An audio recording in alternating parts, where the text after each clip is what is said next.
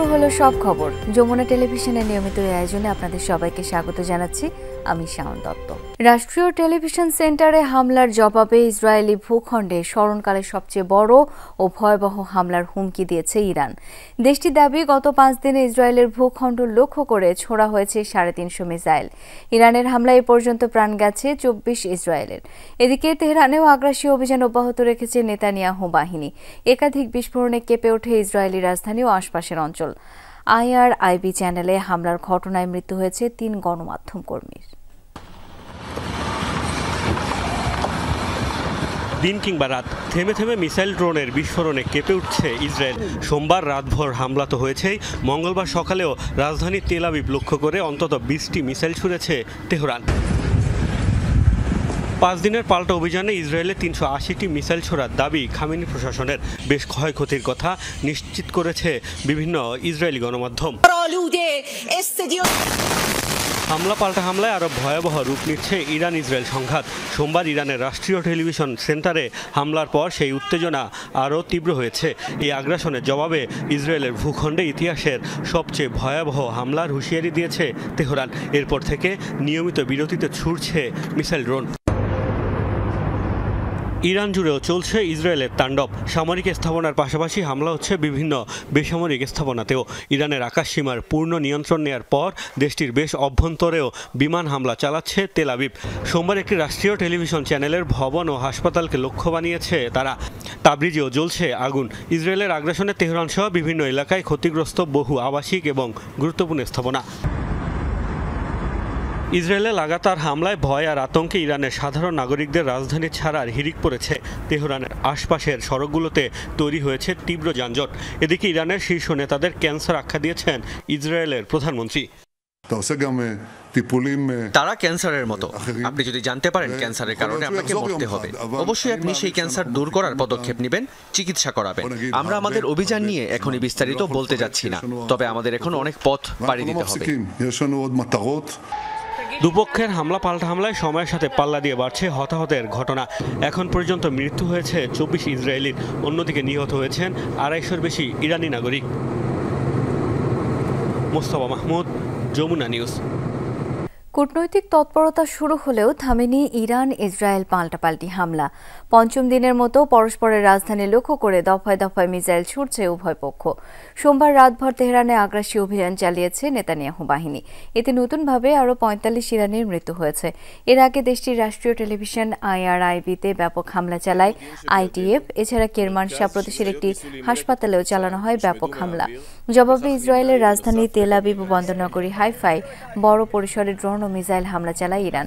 শুধু হাইফায় 3 জনের প্রাণ গেছে। একাধিক বিস্ফোরণে কেঁপে ওঠে ইসরায়েলি রাজধানী ও আশপাশের অঞ্চল। ক্ষতিগ্রস্ত বহু আবাসিক এবং গুরুত্বপূর্ণ স্থাপনা। চলমান হামলায় পর্যন্ত প্রাণ গেছে 24 ইসরায়েলের। অন্যদিকে ইসরায়েলি বর্বরতায় 250 শতাধিক মৃত্যু দেখেছে ইরান। ইসরায়েলের টানা হামলায় আতঙ্কের নগরীতে পরিণত হয়েছে তেহরান। নিরাপদ আশ্রয়ের সন্ধানে শহর ছাড়ছে বাসিন্দারা। 2 দিন ধরে অচল অবস্থায় রাজধানীর কারাজ জালোস মহাসড়ক। মানুষের ঢল আর গাড়ির চাপে তৈরি হয়েছে তীব্র যানজট। গাড়ির লম্বা লাইন দেখা গেছে পেট্রোল পাম্পগুলোয়। বাড়িঘর ছেড়ে যেভাবে পারছে ছুটছে মানুষ। সবচেয়ে বেশি চাপ তৈরি হয়েছে পশ্চিমাঞ্চলের দিকে। অনেকেই আশ্রয় নিয়েছে কারাজ শহরে। হামলার জেরে আকাশপথ বন্ধ হয় বিপাকে বহু মানুষ। 5 দিন ধরে চলমান ইসরায়েলি আগ্রাসনে বিপর্যস্ত তেহরানের জনজীবন। দোকানপাট বন্ধ হয়, নিত্য প্রয়োজনীয় পণ্যের অভাবে বাসিন্দারা।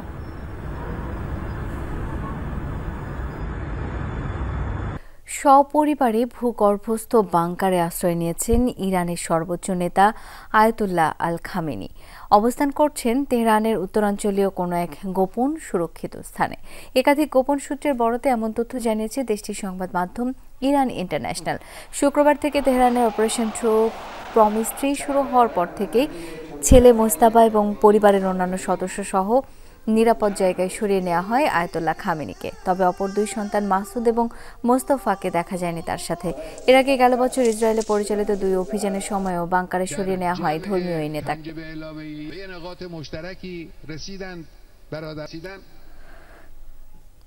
ইরানে ইসরায়েলের হামলার নিন্দা জানালো ২১টি আরব ও মুসলিম দেশ। মিশরের বার্তা সংস্থা MENA জানায় সোমবার এক যৌথ বিবৃতিতে এই নিন্দা জানিয়েছে দেশগুলো। তাদের দাবি, ইরানে হামলা চালিয়ে জাতিসংঘ সনদ ও আন্তর্জাতিক আইন লঙ্ঘন করেছে ইসরায়েল। মধ্যপ্রাচ্যের উত্তেজনা হ্রাস ও পারমাণবিক নিরস্ত্রীকরণের আহ্বানও জানিয়েছে দেশগুলো।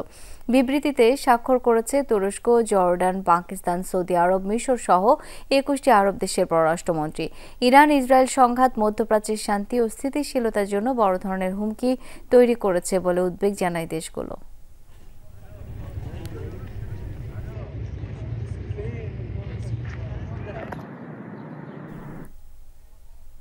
ইরান ইসরায়েল যুদ্ধের বিষয়টি পর্যবেক্ষণ করছে সরকার। বিশ্ববাজারে বাড়লেও দেশে জ্বালানি তেলের দাম বাড়ানোর কথা সরকার এখনো ভাবছে না বলে জানিয়েছেন অর্থ উপদেষ্টা ডক্টর সালেউদ্দিন আহমেদ। সচিবালয়ে ক্রয় সংক্রান্ত উপদেষ্টা পরিষদের বৈঠক শেষে সাংবাদিকদের সাথে আলাপকালে কথা জানান তিনি। বলেন, যুদ্ধ পরিস্থিতি নিয়ে এখনই প্রস্তুত থাকতে হবে বলে মনে করছে না উপদেষ্টা পরিষদ। ক্রয় সংক্রান্ত উপদেষ্টা পরিষদের বৈঠকেও বিষয়টি নিয়ে আলোচনা হয়েছে বলে জানান ডক্টর সালেউদ্দিন আহমেদ। সচিবালয়ে সরকারি ক্রয় সংক্রান্ত উপদেষ্টা পরিষদের বৈঠক শেষে সাংবাদিকদের সাথে কথা বলেন অর্থ উপদেষ্টা সালেহ উদ্দিন আহমেদ। জানান, ইরান ইসরায়েল যুদ্ধ পরিস্থিতির প্রভাব এখনো ব্যবসা বাণিজ্যে পড়েনি, তবে এই যুদ্ধ পরিস্থিতি পর্যবেক্ষণ করছে সরকার। গ্যাস প্রাইস বা LNG প্রাইস যদি বেড়ে যায়, এটা উইল টেক কেয়ার অফ। আজকে যেটা দিলাম ওটা ওল্ড প্রাইসে ওরা কোট করেছে। ভাগ্য ভালো যে ওই প্রাইসে আমরা পাবো আপাতত, বাট আমরা অবজার্ভ করছি যদি যুদ্ধটা বেশি দিন চলে, এটা এফেক্ট যদি হয় তখন আমাদের উপর একটু প্রেশার পড়বে। বৈঠকে সার ও LNG আমদানির অনুমোদন দেওয়া হয়েছে বলে জানান উপদেষ্টা। তবে এসব আমদানি করা পণ্যের জাহাজ যাতায়াত করে হরমুজ প্রণালী দিয়ে। যুদ্ধাবস্থার কারণে সেই যাতায়াত ব্যাহত হতে পারে বলে আশঙ্কা প্রকাশ করেন অর্থ উপদেষ্টা। LNG আনা, সার আনার জন্য কতগুলো ইমিডিয়েটলি আমরা এটা করেছি। আর একটা কেমিক্যাল কমপ্লেক্সের একটা গোডাউন হবে মুন্সিগঞ্জে, যেটা অত্যন্ত দরকার, সেটা আমরা করেছি। যুদ্ধসৃষ্ট এই সংকট বেশি দিন স্থায়ী হবে না বলেও আশা প্রকাশ করেন উপদেষ্টা। আমার মনে হয় এই জিনিসটা বেশি দিন চলবে না। তানভীর মৌসুম, যমুনা নিউজ, ঢাকা। ৭০ অনুচ্ছেদ নিয়ে একমত হয়েছে রাজনৈতিক দলগুলো। একই সাথে সংখ্যানুপাতিক হারে বিরোধী দল থেকে সংসদীয় কমিটির প্রধান করার ব্যাপারেও একমত পোষণ করেছে তারা। ঐকমত্য কমিশনের সাথে দ্বিতীয় পর্যায়ের আলোচনায় এই অগ্রগতি হয়েছে। বেলা 11টায় রাজধানীর ফরেন সার্ভিস একাডেমিতে রাজনৈতিক দলগুলোর সাথে বৈঠকে বসে কমিশন। সভা শুরুতে কমিশনের উপপ্রধান ডক্টর আলী রিয়াজ বলেন, জুলাই মাসের মধ্যে জাতীয় সনদ তৈরির চেষ্টা চলছে। রাজনৈতিক দলগুলো সহযোগিতা করলে লক্ষ্যে পৌঁছানো সম্ভব। দুপুরে বৈঠকের বিরতিতে বেরিয়ে বিএনপির স্থায়ী কমিটির সদস্য সালেউদ্দিন আহমেদ জানান, আস্থা ভোট ও অর্থ বিল ব্যতীত অন্য যে কোনো বিষয়ে সংসদ সদস্যরা দলের বিপক্ষে ভোট দিতে পারবেন বলে একমত হয়েছে সবাই। একই সাথে সংখ্যানুপাতিক হারে বিরোধী দল থেকে সংসদীয় কমিটির প্রধান করার ব্যাপারেও ঐকমত্য হয়েছে। তবে এনসিপির প্রতিনিধি বলেছেন, ঐকমত্য কমিশনে অনেকগুলো দল একটি দলের বক্তব্যে শুধু হ্যাঁ না বলে যাচ্ছে, তাদের নিজস্ব কোনো বক্তব্য নেই।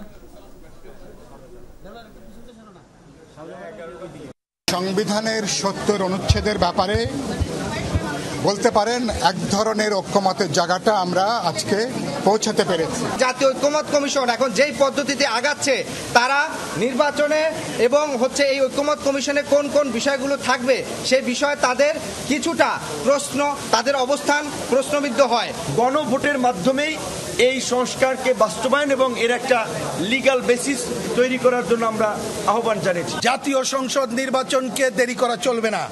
অন্য কোনো নির্বাচনের কথা এনে আমাদের এই ২৪-এর গণঅভ্যুত্থানের অন্যতম আকাঙ্ক্ষা গণতন্ত্রের পথে হাঁটা, এইটাকে বাধাগ্রস্ত করা যাবে না। সবাই দুইটা বিষয়ে একমত হয়েছে। সেই দুইটা বিষয় হলো আর আস্থা ভোট এবং অর্থ বিল। এই দুইটা বিষয় বাদে ৭০ অনুচ্ছেদে সংসদ সদস্যরা স্বাধীনভাবে ভোট প্রদান করতে পারবেন, দলের বিপক্ষেও। সময় মতো দেশে নির্বাচন হবে।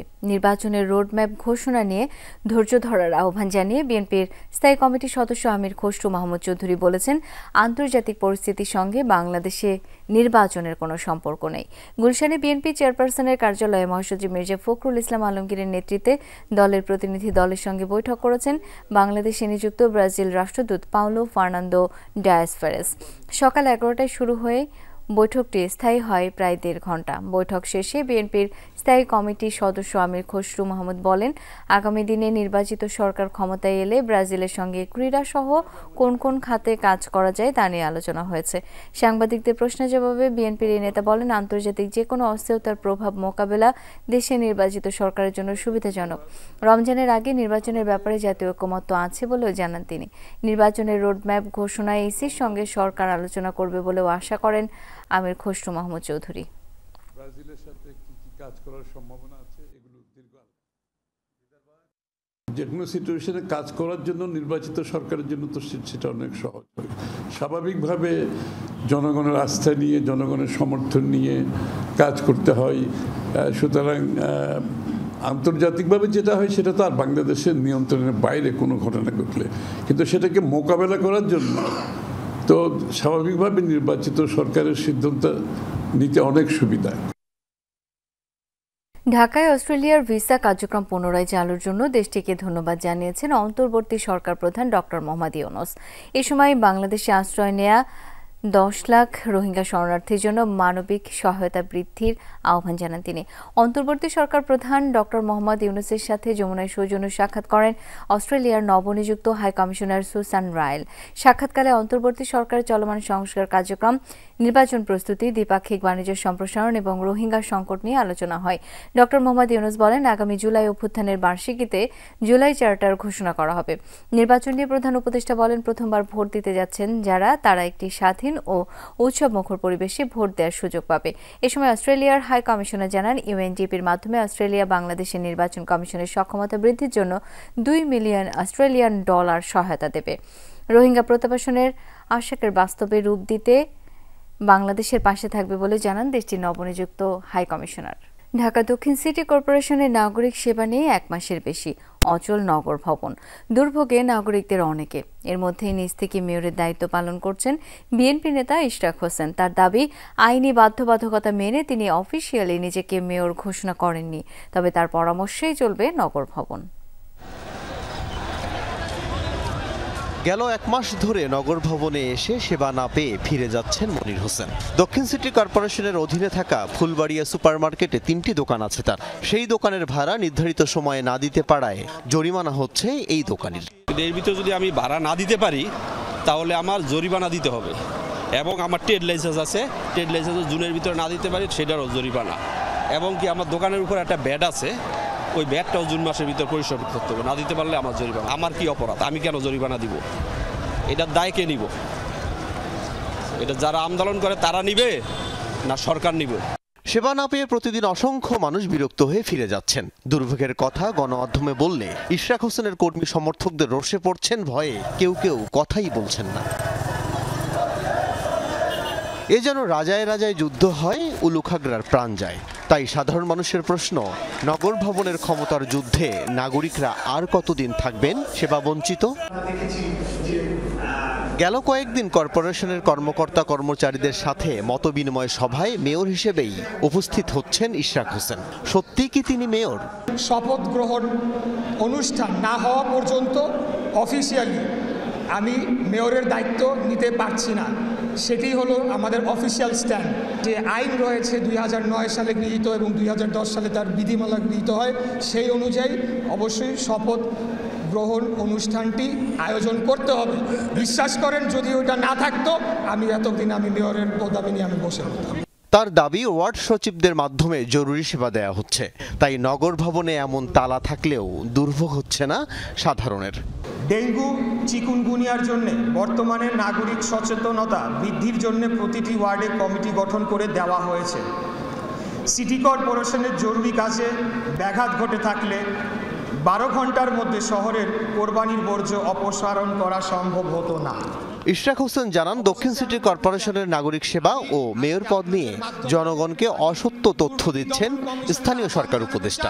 তার পদত্যাগ দাবি করেন এই বিএনপি নেতা। এখানে যতদিন এই আসিফ মাহমুদ সজীব ভুইয়া অফিস করেছে, কি কি দুর্নীতি করে গিয়েছে তার সমস্ত কিছু আপনারা তদন্ত করুন।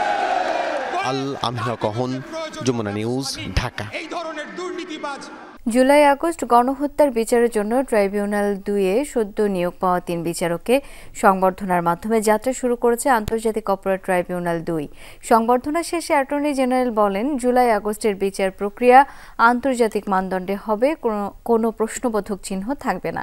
এদিন জুলাই আগস্ট গণহত্যার মামলায় সাবেক প্রধানমন্ত্রী শেখ হাসিনা ও সাবেক স্বরাষ্ট্রমন্ত্রী আসাদুজ্জামান খান কামালকে আত্মসমর্পণের নির্দেশ দিয়ে বিজ্ঞপ্তি জারি করেছে ট্রাইব্যুনাল।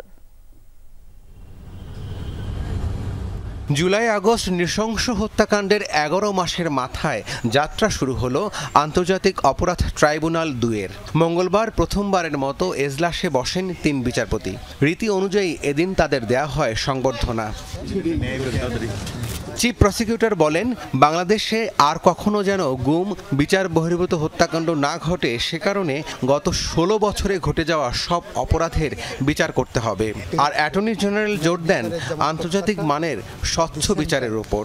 এই ন্যায় বিচার প্রতিষ্ঠায় কোনো প্রশ্নবোধক চিহ্ন যাতে না থাকে, আন্তর্জাতিক মানদণ্ডে যাতে ন্যায় বিচারটা করা হয় সেটাও নিশ্চিত করা, এটা আমাদের কাছে ট্রাইব্যুনালের কাছে আপনাদের কাছে প্রত্যাশা, এটা আমাদের কথা। পেছনে ঘটে যাওয়া সবগুলো অপরাধের ন্যায় বিচার নিশ্চিত করতে হবে এবং সেই ন্যায় বিচার নিশ্চিত করার জন্য এই ট্রাইব্যুনালগুলোকে দায়িত্ব দেওয়া হয়েছে।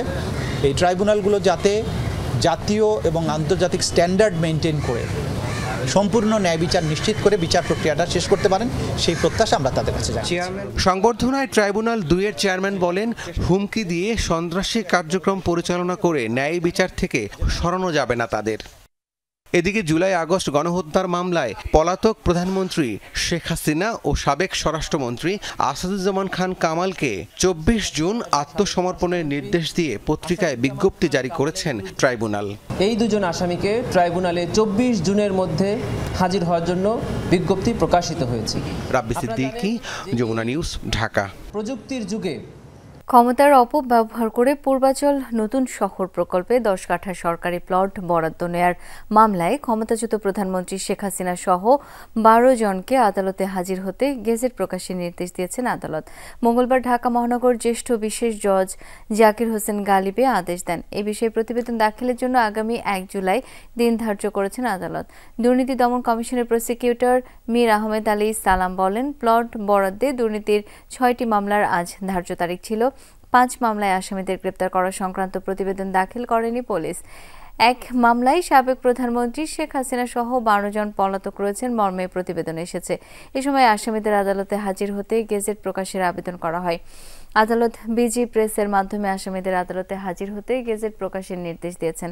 ক্ষমতার অপব্যবহার করে পূর্বাচল নতুন শহর প্রকল্পে 10 কাঠা সরকারি প্লট বরাদ্দ নেয়ার অভিযোগে 14 জানুয়ারি শেখ হাসিনা সহ 8 জনের বিরুদ্ধে একটি মামলা করেন দুদকের উপপরিচালক সালাউদ্দিন আহমেদ। মামলাটি তদন্ত শেষে গত 10 মার্চ তদন্তে প্রাপ্ত আরও 4 জন সহ 12 জনের বিরুদ্ধে আদালতে চার্জশিট দাখিল করা হয়। নৈতিক স্খলনের অভিযোগে জাতীয় নাগরিক পার্টির যুগ্ম আহ্বায়ক সারোয়ার তুষারকে কারণ দর্শানোর নোটিশ দিয়েছে দলটি। আগামী 5 দিনের মধ্যে ঘটনায় তাকে লিখিত ব্যাখ্যা দেওয়ার জন্য বলেছে এনসিপি। আজ দলটির যুগ্ম সদস্য সচিব সালেউদ্দিন সিফাত স্বাক্ষরিত এক বিজ্ঞপ্তিতে এই নোটিশ প্রদান করা হয়। পাশাপাশি বিষয়টি নিষ্পত্তি হওয়া পর্যন্ত দলের সব সাংগঠনিক কার্যক্রম থেকে এনসিপি নেতা সারোয়ারকে বিরত থাকার জন্য নির্দেশনা দিয়েছে এনসিপি। এদিকে ফেসবুক স্ট্যাটাসে নিজেকে নির্দোষ দাবি করেন সারোয়ার তুষার, বলেন এটা সোশ্যাল মিডিয়া ট্রায়াল ও রাজনৈতিক উদ্দেশ্য প্রণোদিত। কিছু কিছু ক্ষেত্রে ধর্মীয় গোঁড়ামির কারণে সংস্কৃতির চর্চা বাধাগ্রস্ত হয়েছে। নারীদের উন্নয়নে বাধা দেওয়া হয়েছে। জিয়া শিশু একাডেমি শাপলাকুড়ি 2025-এর চূড়ান্ত নির্বাচন অনুষ্ঠানে উপস্থিত হয়ে এসব কথা বলেন বিএনপির স্থায়ী কমিটির সদস্য বাবু কয়েশ্বরচন্দ্র রায়। জিয়া শিশু একাডেমি শাপলাকুড়ি 2025-এর চূড়ান্ত নির্বাচন অনুষ্ঠানে উপস্থিত হয়ে এসব কথা বলেন বিএনপির স্থায়ী কমিটির সদস্য বাবু কয়েশ্বরচন্দ্র রায়। দুপুরে রাজধানীর ইনস্টিটিউট অব ডিপ্লোমা ইঞ্জিনিয়ার্সে তিনি আরও বলেন, এলাকাভিত্তিক অমিল থাকলেও দিন শেষে বাঙালির সংস্কৃতি এক, সবাইকে সঙ্গে নিয়ে হারানো সংস্কৃতি উদ্ধারে কাজ করতে হবে, ঠেকাতে হবে ভিনদেশি সাংস্কৃতিক আগ্রাসন। এদিন শাপলাকুড়ি চূড়ান্ত বাছাইয়ে অংশ নেয় সারা দেশ থেকে আসা কয়েকশো শিক্ষার্থী। জাতীয়তাবাদ মানে দেশপ্রেম, যার দেশপ্রেম নাই, যে সুবিধাবাদী সে জাতীয়তাবাদী থাকে না। অর্থাৎ আমার জাতির উপর আঘাত আসলে, আমার জাতির সংস্কৃতির উপর আঘাত আসলে আমি যদি প্রোটেক্ট না করতে পারি, আমি যদি প্রতিবাদ না করতে পারি, তাহলে আমি জাতীয়তাবাদী না, আমি সুবিধাবাদী। ঢাকা বিশ্ববিদ্যালয় ক্যাম্পাসে ককটেল উদ্ধারের ঘটনার প্রতিবাদে বিক্ষোভ মিছিল করেছে জাতীয়তাবাদী ছাত্রদল। দুপুরে টিএসসি থেকে শুরু হওয়া মিছিলটি বিভিন্ন হলপাড়া প্রদক্ষিণ করে অপরাজেয় বাংলার পাদদেশে গিয়ে শেষ হয়। সেখানে এক সংক্ষিপ্ত প্রতিবাদ সমাবেশে ছাত্রদলের নেতাকর্মীরা প্রশাসনের বিরুদ্ধে অবহেলা ও ব্যর্থতার অভিযোগ তোলেন। তাদের দাবি, ক্যাম্পাসে একের পর এক সহিংস ঘটনার জন্য প্রশাসনের নিষ্ক্রিয়তাই দায়ী। ছাত্রদল নেতারা বলেন, তারা আগেও লিখিতভাবে প্রশাসনকে নিরাপত্তা বাড়ানোর পরামর্শ দিয়েছিলেন, কিন্তু প্রশাসন তা আমলে নেয়নি। আজ তারই ফল ভোগ করছে শিক্ষার্থীরা। সমাবেশ থেকে সন্ত্রাসী কর্মকাণ্ডে জড়িতদের দ্রুত গ্রেপ্তার, সুষ্ঠু তদন্ত এবং নিরাপদ ক্যাম্পাস নিশ্চিতের দাবি জানানো হয়।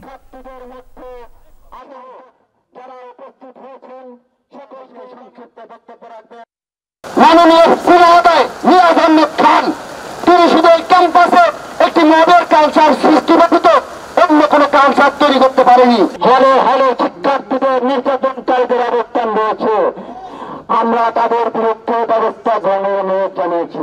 এই বিশ্ববিদ্যালয়ে কিছু দুষ্কৃতকারী এই ফ্যাসিবাদী সংগঠনের নেতাকর্মীদেরকে আশ্রয় প্রশ্রয় দিচ্ছে। তাদের আশ্রয় প্রশ্রয় আজকে এই বিশ্ববিদ্যালয় অনিরাপদ ক্যাম্পাসে পরিণত হয়েছে। রাজধানী ঢাকা সহ দেশের বিভিন্ন অঞ্চলে বজ্রসহ বৃষ্টির পাশাপাশি সারা দেশের কোথাও কোথাও মাঝারি ধরনের ভারী থেকে অতি ভারী বর্ষণের পূর্বাভাস দিয়েছে আবহাওয়া অধিদপ্তর। সংস্থাটি জানিয়েছে, লঘুচাপের বর্ধিতাংশ পশ্চিমবঙ্গ থেকে বাংলাদেশের দক্ষিণ পশ্চিমাঞ্চল হয়ে উত্তর পশ্চিম বঙ্গোপসাগর পর্যন্ত বিস্তৃত। এছাড়া মৌসুমী বায়ু দেশের দক্ষিণাঞ্চলে সক্রিয়, তা অন্যত্র মোটামুটি সক্রিয় এবং উত্তর বঙ্গোপসাগরে মাঝারি অবস্থায় রয়েছে। যশোর, খুলনা, বরিশাল, পটুয়াখালী, নোয়াখালী, কুমিল্লা, চট্টগ্রাম ও কক্সবাজার অঞ্চলের উপর দিয়ে ঘন্টায় ৪৫ থেকে ৬০ কিলোমিটার বেগে বৃষ্টি বা বজ্রবৃষ্টি সহ অস্থায়ীভাবে ঝোড়ো হাওয়া বয়ে যেতে পারে। এসব এলাকার নদী বন্দরগুলোকে ১ নম্বর সতর্ক সংকেত দেখিয়ে যেতে বলেছে আবহাওয়া অফিস। অনেক প্রচুর গরম ছিল সারা বাংলাদেশে, এখন আজকে বৃষ্টির দিনে হালকা ঠান্ডা পড়েছে। মেঘলা মেঘলা বৃষ্টি হচ্ছে, গুড়ি গুড়ি বৃষ্টি হচ্ছে, তারপরে একটু থামতেছে, আবার একটু পরে বৃষ্টি হচ্ছে। এজন্য অফিসে যাওয়ার সময় ছাতা নিয়ে বেরোইছি, যাতে নিজের সেফটির জন্য বেরোইছি। মৌসুমী বায়ু সক্রিয় থাকায় দেশের বিভিন্ন স্থানে বৃষ্টি হচ্ছে। কোথাও কোথাও জলাবদ্ধতায় ভোগান্তি পোহাতে হয় বাসিন্দাদের। আবহাওয়া অধিদপ্তরের পূর্বাভাস বলছে, আগামী ৭২ ঘন্টায় দেশের কোথাও কোথাও ভারী থেকে অতি ভারী বর্ষণ হতে পারে। অতি ভারী বৃষ্টির কারণে চট্টগ্রাম বিভাগের পাহাড়ি এলাকায় রয়েছে ভূমিধসের শঙ্কাও। কয়েক ঘন্টার ভারী বৃষ্টিতে ডুবে যায় খুলনা নগরী। গুরুত্বপূর্ণ বিভিন্ন সড়কে জমে হাঁটু পানি। গতরাত থেকে মঙ্গলবার বেলা ১২টা পর্যন্ত ৮৬ মিলিমিটার বৃষ্টি হয় খুলনায়। তলিয়ে যায় রয়্যাল চত্বর, রূপসা, পিটিআই মোড়, জিন্নাপাড়া সহ নগরীর বেশিরভাগ এলাকা। সড়ক পানিতে তলিয়ে যাওয়ায় ব্যাহত হয় যান চলাচল। বিপাকে পড়েন পথচারীরা। পানি ঢুকে পড়ে বাসাবাড়ি, ব্যবসা প্রতিষ্ঠানেও। জলাবদ্ধতার সমস্যা দীর্ঘদিনও নিরসন না হওয়ায় ক্ষুব্ধ স্থানীয়রা। যখনই বর্ষা সিজন আসে তখনই আমরা এইভাবে তলায় থাকি, আমাদের খাবার দাবারের কোনো ব্যবস্থাও থাকে না। বৃষ্টি হলে এরকম পানিতে তলায় যায়, আমাদের খুব হয়রানি হতে হয় আর কি। কোটি কোটি টাকা খরচ করে, কিন্তু টাকা কোথায় যায়? একটু বৃষ্টি হলেই খুলনা শহর তলিয়ে যায়। নগরবাসীর দুর্ভোগ কমাতে ২০১৯ সাল থেকে প্রায় ৮২৪ কোটি টাকা ব্যয়ে ড্রেনেজ ব্যবস্থার উন্নয়ন প্রকল্প এবং আরও ৬৫২ কোটি টাকা ব্যয়ে গুরুত্বপূর্ণ ও ক্ষতিগ্রস্ত রাস্তা উন্নয়ন এবং পুনর্বিন্যাস নামে দুটি প্রকল্প বাস্তবায়ন করছে খুলনা সিটি কর্পোরেশন। প্রকল্পের কাজ চলমান থাকায় জলাবদ্ধতা থেকে রেহাই মিলছে না বলে দাবি প্রধান নির্বাহী কর্মকর্তার। ড্রেনের অনেক জায়গায় বন্ধ করে কাজ চলতেছে, এটা একটা সমস্যা। সুয়ারেজ গেটের কাজ চলমান আছে এইটা। আর একটা হচ্ছে, যেহেতু বৃষ্টি এবং জোয়ারটা একই সময় ছিল এবং আমরা জানি যে পশুর নদী যখন জোয়ার হয় তার উচ্চতা এই লেভেলে থাকে, তখন আর পানি নামতে পারে না। এদিকে ভোর থেকে কয়েক ঘন্টার মাঝারি বৃষ্টি আর জোয়ারের পানিতে চট্টগ্রাম নগরীর কিছু এলাকাতেও দেখা দেয় জলাবদ্ধতা। ভোগান্তিতে পড়েন কর্মস্থলগামী মানুষ এবং স্কুল কলেজের শিক্ষার্থীরা। তবে কয়েক ঘন্টার মধ্যেই পানি নেমে যায় বলেও জানিয়েছেন স্থানীয়রা।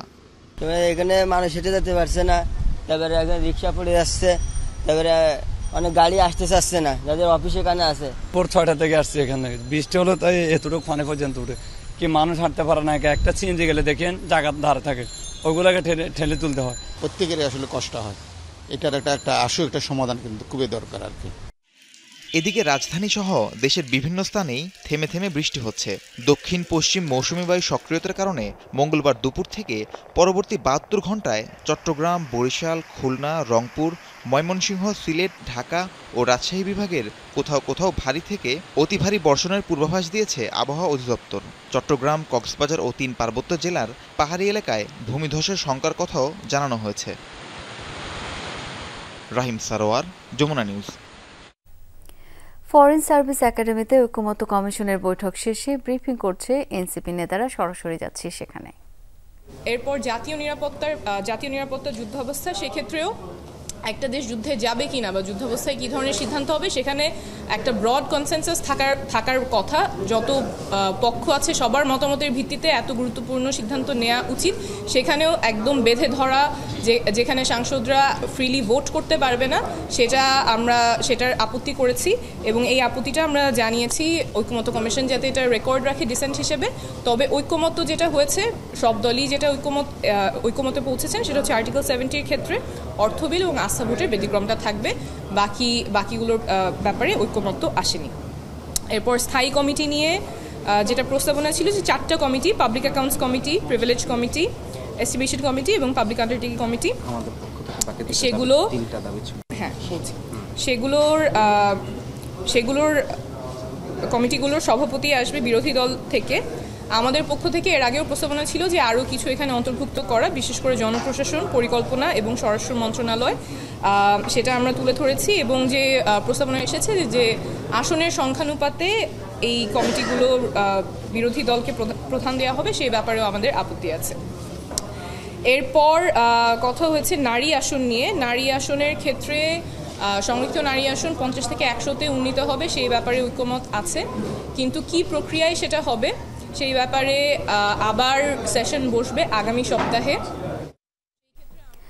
ফরেন সার্ভিস একাডেমিতে এনসিপি নেতাদের ব্রিফিং শুনছিলাম সরাসরি। বিকেএসপিতে খেলোয়াড় ভর্তিতে বিগত সময়ে স্বজনপ্রীতি হয়েছে। 2028 অলিম্পিকে পদক জয় ও এশিয়ান গেমসে ভালো করার লক্ষ্যে 21টি ফেডারেশনের সঙ্গে বৈঠক শেষে গণমাধ্যমকে কথা জানান বিকেএসপির মহাপরিচালক ব্রিগেডিয়ার জেনারেল মোহাম্মদ মনিরুল ইসলাম। বাংলাদেশের ক্রীড়া উন্নয়নে আবারও বিকেএসপির ভূমিকা বাড়াতে নেওয়া হয়েছে বেশ কটি পদক্ষেপ। এখন থেকে সময়সীমা বেঁধে দিয়ে নিয়মিত বসবে বাংলাদেশ ক্রীড়া শিক্ষা প্রতিষ্ঠান।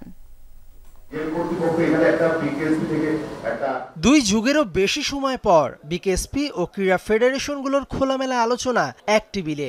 লক্ষ্য 2028 অলিম্পিকে পদক জয়ের পরিকল্পনা তৈরি, যেখানে সবার আস্থার জায়গা সেই বিকেএসপি।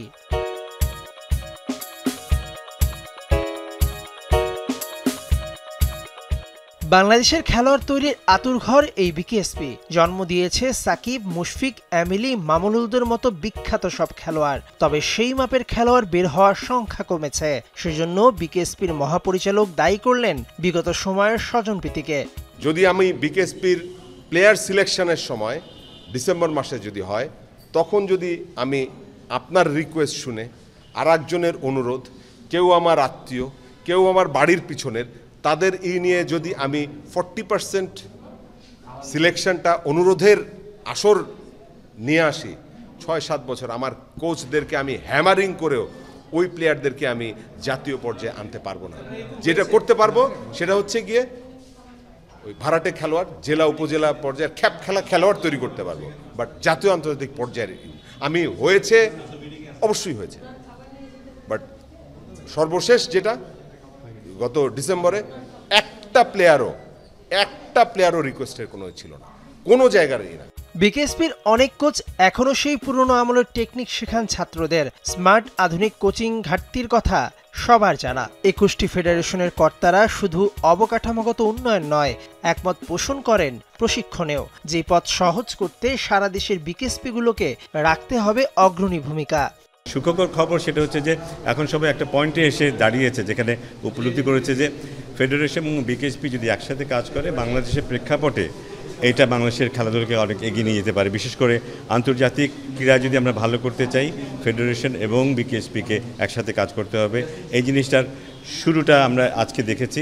আমি আশা করব যে এটা কন্টিনিউ করবে, কারণ আজকে শুধু কথা হয়েছে, এরপরে আসলে অ্যাকশনে যেতে হবে। বিকেএসপি আমাদের সাথে একমত হয়েছে যে আমরা যৌথভাবে ট্যালেন্ট হান্ট, যৌথভাবে ক্যাম্পিংয়ের জন্য, ইভেন কি তাদের যে সমস্ত ইনফ্রাস্ট্রাকচারগুলো আছে সেগুলো আমরা ব্যবহার করতে পারবো, সেরকম সহযোগিতার হাত তারা বাড়িয়ে দিবে বলেই তারা আমাদেরকে আশ্বস্ত করেছে। এখন থেকে সময়সীমা বেঁধে দিয়ে নিয়মিত ফেডারেশনগুলোর সঙ্গে বসতে চায় বিকেএসপি। আমরা 36 পর্যন্ত প্ল্যান করে যে ট্রেনিং কীভাবে হবে, বাজেট কীভাবে হবে, লজিস্টিক সিস্টেম কী হবে, এদের নিউট্রিশনের ব্যবস্থা কী হবে, খাবারের ব্যবস্থা কী হবে। 2028 লস অ্যাঞ্জেলস অলিম্পিকে শুটিং ও আর্চারিতে পদক জয়ের আশা, সেজন্য আপাতত 2 আর্চারকে আগামী 3 বছর অনুশীলনের মধ্যে রাখতে চায় বিকেএসপি। সেজন্য পৃষ্ঠপোষকদের কাছে চাওয়া মাত্র 26 লাখ টাকা। অলিম্পিকের জন্য 26 লাখ টাকা কি সরকারের দেওয়ার সামর্থ্য নেই? মেহেদি নাইম, যমুনা স্পোর্টস, ঢাকা। এই ছিল আজকে সব খবরের আয়োজনে। এতক্ষণ সাথে থাকার জন্য সবাইকে অসংখ্য ধন্যবাদ।